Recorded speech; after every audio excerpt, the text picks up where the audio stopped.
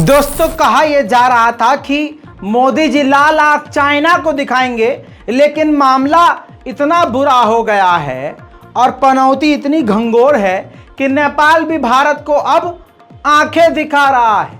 आज इस रिपोर्ट में इंटरनेशनल प्राइम टाइम में नेपाल की कुछ ऐसी बातें आपको बताऊंगा, जी हां, जो आपको मोदी सरकार ने पता ही चलने नहीं दी और गोदी मीडिया को आप अच्छी तरह से जानते हैं।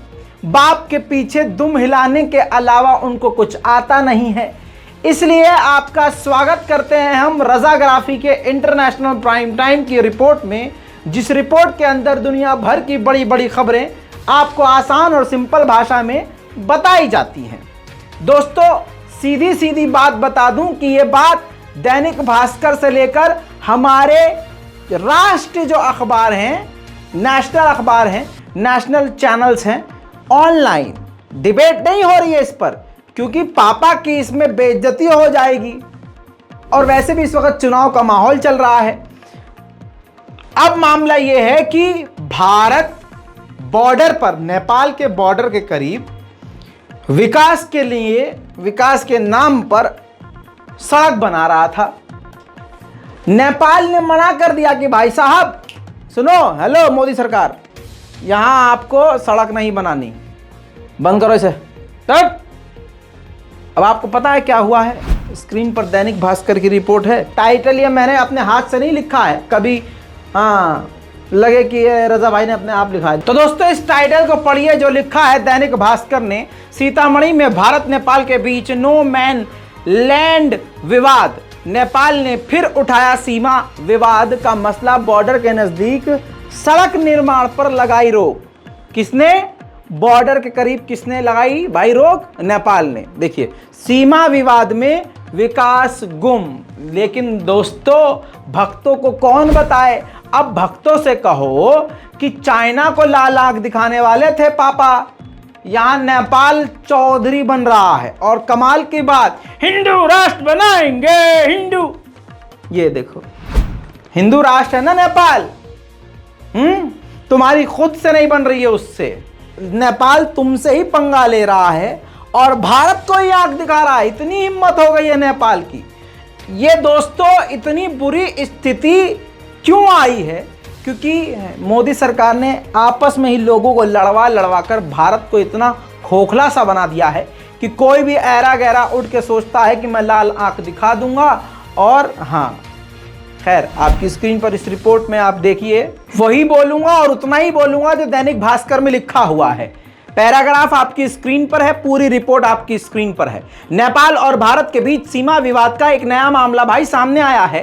नेपाल सरकार ने दोनों देशों की सीमा के पास भारत में बन रही एक सड़क के चौड़ीकरण पर आपत्ति जताई है। इसके बाद इस सड़क पर काम को रोक दिया गया है। अब जरा रिपोर्ट को किनारे कीजिए, सवाल रखना चाहता हूं।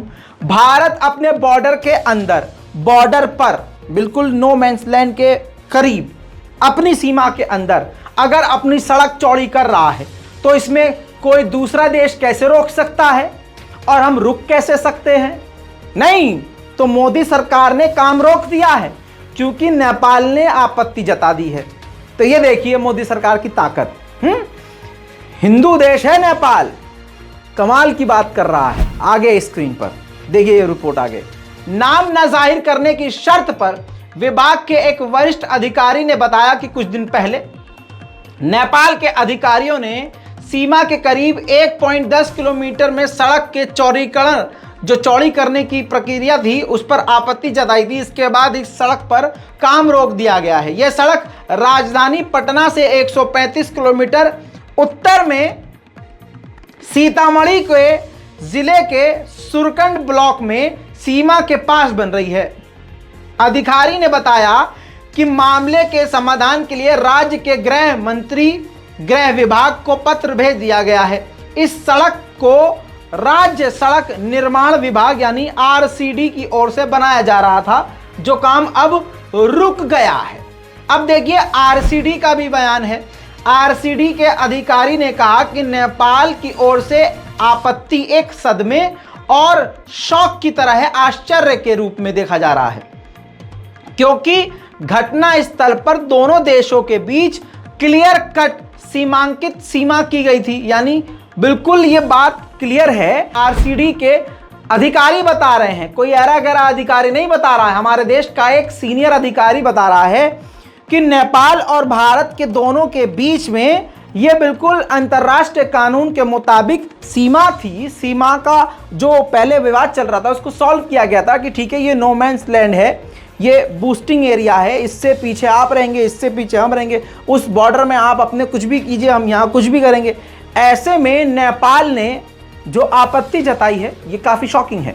ये मैं नहीं कह रहा हूँ, आरसीडी के अधिकारी कह रहे हैं। तो दोस्तों, सौ की सीधी बात यह है कि नेपाल भारत को देखिए क्या हाल है इस मोदी सरकार का, कि नेपाल भारत को आंख दिखा रहा है। अब अपने देश में हम सड़क का निर्माण नहीं कर सकते।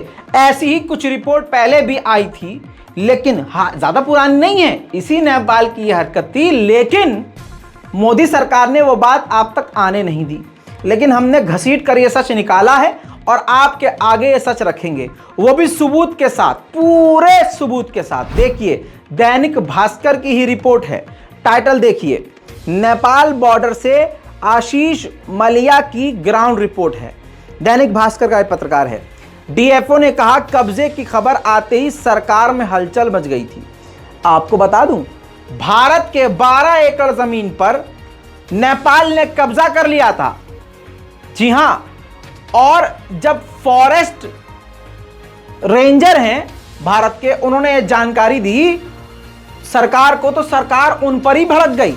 अब आपकी स्क्रीन पर ये जरा जूम करके लगाना चाहता हूं ताकि आप पढ़ भी सकें, और अगर कोई नेता, अभिनेता और चौधरी बनने वाला कोई 2 रुपये वाला ट्विटरिस्ट है तो जरा उसको ये समझ में आ जाए कि ये रजाग्राफी सबूत से बोल रहा है और दैनिक भास्कर पे रिपोर्ट मौजूद है। कितनी बड़ी खबर आपसे छुपाई गई थी, पहली लाइन से क्लियर हो जाएगा। नेपाल ने भारत की 12 एकड़ जमीन पर कब्जा कर लिया है। यह खबर उत्तराखंड के टनकपुर फॉरेस्ट रेंजर महेश बिष्ट के जरिए मीडिया में आई। महेश ने बताया था कि विभाग ने केंद्र गृह मंत्रालय को भी इसकी जानकारी दे दी है। हमने महेश भट्ट से, यानी दैनिक भास्कर ने महेश भट्ट से फोन पर बात करने को कहा, तब उन्होंने जवाब दिया कि मैं इस मामले में एक शब्द नहीं बोलूंगा, मुझे बड़े अधिकारियों से डांट पड़ी है, आप उनसे ही बात कीजिए। समझ रहे हैं? अब आगे का ये लाइन पढ़िए कि खबर सामने आते ही दैनिक भास्कर ग्राउंड पर पहुंचा। वहां नेपालियों ने 200 से ज्यादा अधिक पक्की दुकानें, समझ रहे हैं, और 40 से ज्यादा अस्थायी झोपड़ियां और करीब 70 पक्के मकान बना रखे हैं। विवादित जगह पर बंटवारे वाले पिलर भी गायब कर दिए हैं। नेपाल सरकार ने वहां सड़क, बिजली, पानी की व्यवस्था कर रखी है और सीमा प्रहरी चौकी भी बनी हुई है। सोचिए कितना बड़ा भ्रष्टाचार चल रहा है। अंदर जो देश की चीजें हैं वो बेची जा रही हैं। बॉर्डर मिटाए जा चुके हैं नेपाल की तरफ से। हमारी जमीन पर चीन का भी कब्जा है और नेपाल का भी कब्जा है, और साहेब यहां पर 150 लोगों के मरने के बावजूद रैलियां कर रहे हैं। समझ रहे हैं आप? यह हाल है। लेकिन इसके बावजूद आपको क्या करना है? वोट बीजेपी को ही देना है। वो भी क्यों? क्योंकि मोदी जी या बीजेपी जो है मुल्लों को टाइट करके रखेगी। अच्छा, कुदरत जो टाइट कर रही है उसका क्या? और वो जो भ्रष्ट सरकारें हैं उनकी लापरवाही से जो हिंदू टाइट हो रहे हैं उसका क्या? अब आगे बढ़ते हुए बताऊं कि अमेरिका ने 34 साल बाद एक खतरनाक एडवांस बॉम्बर बनाया है, जिससे चीन अब डर गया है, खौफ में आ गया है। जी हां, रिपोर्ट बड़ी है और इसकी पड़ताल पूरी की जा चुकी है। यह परमाणु बॉम्बर है। अब तक अमेरिका के पास सबसे एडवांस B2 परमाणु बॉम्बर था, लेकिन अब जो है B21 परमाणु बॉम्बर है। जी हां, B21 परमाणु बॉम्बर है, और अब यह नवंबर के आखिर में, इसी साल के आखिर में अमेरिका लॉन्च करके अपनी सेना को, वायुसेना को दे देगा। अब इससे कहा यह जा रहा है कि इससे अमेरिका की वायुसेना 4% यानी 4% और ताकतवर हो जाएगी। और इस पे नहले पे दहला ये है कि उसका B-52 जो बॉम्बर है अमेरिका का, उसको वो अपग्रेड भी करके अपनी वायुसेना को देगी। तो कहने का अब सीधा मतलब ये है कि जो चीन के ड्रोन हैं, चीन की वायुसेना है, उसको कड़ी टक्कर अमेरिका देने के लिए नवंबर से तैयार हो जाएगा। वहीं ऑस्ट्रेलिया भी इस वक्त पूरी तरह से टकराव महसूस कर रहा है चाइना से। ऐसे में बड़ी खबर यह है कि अमेरिका अपने B-52 6 बॉम्बर ऑस्ट्रेलिया में चीन के खिलाफ तैनात करेगा। अमेरिका ने AUKUS की डील के बाद ऑस्ट्रेलिया के लिए यह बड़ा कदम उठाया है और हथियारों की तैनाती ऑस्ट्रेलिया में शुरू करने वाला है। वहीं चाइना को अपने दोस्त पाकिस्तान पर ही भरोसा नहीं है।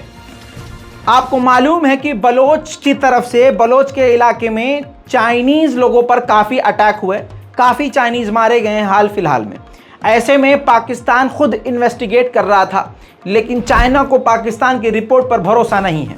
अब बड़ी खबर यह है कि चाइना की इन्वेस्टिगेशन टीम पाकिस्तान की टीम के साथ मिलकर इसकी जांच करेगी। वहीं पाकिस्तान के अमेरिकी सरकार के प्रधानमंत्री शहबाज शरीफ ने कहा है कि चाइनीज जो इन्वेस्टमेंट पाकिस्तान में होगी, उससे पाकिस्तान की जो GDP है उसको काफ़ी फायदा होगा। पाकिस्तान में आतंक फैलता जा रहा है, पत्रकारों की जान ली जा रही है, मारी जा रही है।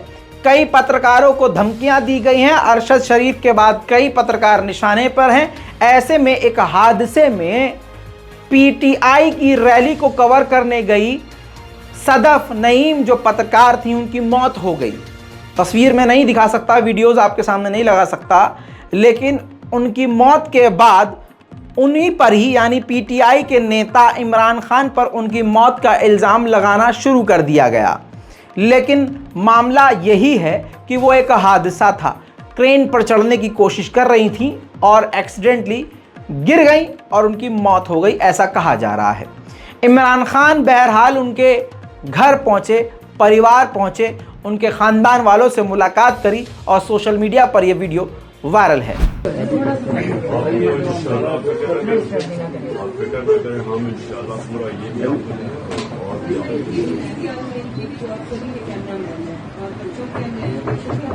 नदीम साहब है बड़े भाई, नदीम भाई बेटा मेरी बेटी एक बार फिर से मैं आपको थोड़ा ऊपर लेके चलता हूं चाइना की तरफ। चाइना में मैं आपको 2 हफ्ते पहले बता चुका हूं कि लॉकडाउन की शुरुआत हो चुकी है, क्योंकि कोरोना वहां तेजी से फिर से फैलना शुरू हो चुका है। ऐसे में चाइना में ही हर जगह लॉकडाउन शुरू हो चुका है। तो चाइना ने क्या किया, एक एप्पल कंपनी थी, बहुत बड़ी एप्पल फैक्ट्री, वहां पर एप्पल में काम करने वाले कर्मचारियों को वहीं आइसोलेट कर दिया, वहीं पर कैद कर दिया, समझ रहे हैं। जिसके बाद कर्मचारी कुछ दिन बाद इतना फ्रस्ट्रेट हो गए, घर वालों से दूर, परिवार वालों से दूर, दफ्तर में कब तक मन लगेगा भाई। हालांकि इसके बाद हुआ ये कि उस दफ्तर से दीवार फांद कर अपना सामान लेकर वो कर्मचारी एप्पल में जो काम करते थे भाग गए। कैसे, देखिए।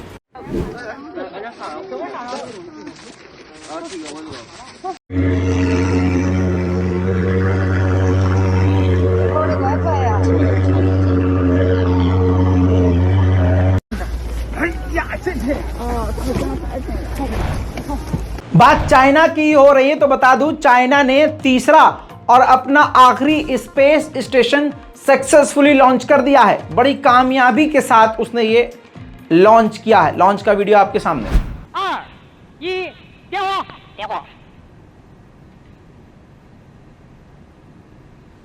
There it is. It's been ignited. 起飞，距离153拐分2.3秒，191毫秒，153拐分2.3秒，191毫秒。 Has lifted off. Using nav module to clear the launch pad. They've got a pretty good view from where they are. Exactly, and also you have heard that the technicians have reported the timing. That is the route timing. Ukraine और रूस की जंग के ऊपर America और China के foreign minister ने काफी समय बाद फोन पर बात करी है, जिसके बाद चाइना के तरफ से बड़ा बयान दिया गया और कहा गया कि अमेरिका हमको दबाना बंद करे। वहीं ब्राजील में इलेक्शन हुए हैं। इस इलेक्शन में जो पुराने राष्ट्रपति थे सन 2003 से सन 2010 तक, वो दोबारा से जीत गए हैं। आपकी स्क्रीन पर उनकी तस्वीर, लूला डा सिल्वा। जी हां, 2 बार राष्ट्रपति रहे हैं, अब ये तीसरी बार बन गए हैं। 1 जनवरी 2023 को ये अपना कार्यकाल संभालेंगे, पद संभालेंगे। 21 लाख से ज्यादा वोटों से बोल्सोनारो को इन्होंने हराया है। इसके बाद ब्राजील में कुछ इस तरह से लोगों ने खुशियां मनाई।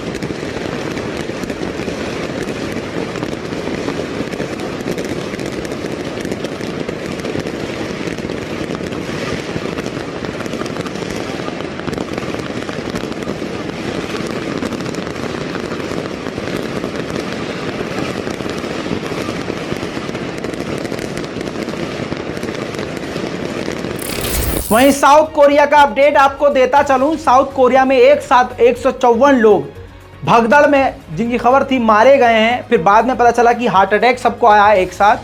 अब इसकी जांच साउथ कोरिया ने शुरू कर दी है और साउथ कोरिया ने क्लियर ऐलान किया है, जो जनहित में जारी है, कि एक साथ भीड़ ना बनाएं, एक साथ कई लोग खड़े ना हो और किसी जगह भीड़ ना लगाएं। वहीं नॉर्थ कोरिया के खिलाफ भी साउथ कोरिया और अमेरिका ने मिलकर साउथ कोरिया के ही इलाके में अब तक की सबसे बड़ी ड्रिल शुरू कर दी है। कहा यह जा रहा है कि इससे नॉर्थ कोरिया भड़क सकता है, लेकिन फिर भी यह ड्रिल शुरू हो चुकी है। नॉर्थ कोरिया के खिलाफ साउथ कोरिया और अमेरिका की ड्रिल साउथ कोरिया के इलाके में। देखिए,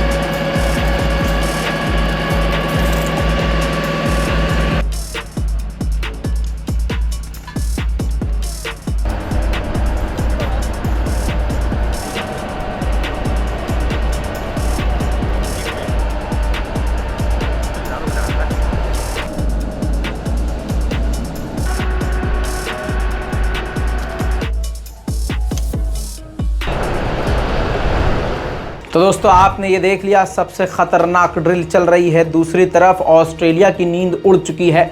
ऑस्ट्रेलिया के डिफेंस सिस्टम पर, जो डिफेंस दफ्तर है, मिनिस्ट्री है, डिफेंस मिनिस्ट्री, वहाँ पर साइबर अटैक हुआ है, जिसके बाद ऑस्ट्रेलिया खुद इस टेंशन में है कि हमारी 40,000 से ज़्यादा जो डॉक्यूमेंटेशन है, जो डॉक्यूमेंट्स हैं, सीक्रेट्स हैं, वो चोरी हो गए हैं और इससे ऑस्ट्रेलिया के अस्तित्व को खतरा आ गया है। इसी तरह से सारी दुनिया में साइबर अटैक बढ़ता जा रहा है।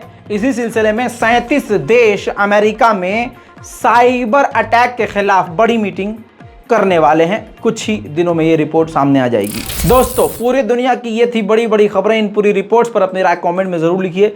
रिपोर्ट्स को शेयर कीजिए, दुआओं में याद रखिए। मैं हूं रज़ा और आप देख रहे हैं रज़ाग्राफी। जय हिंद।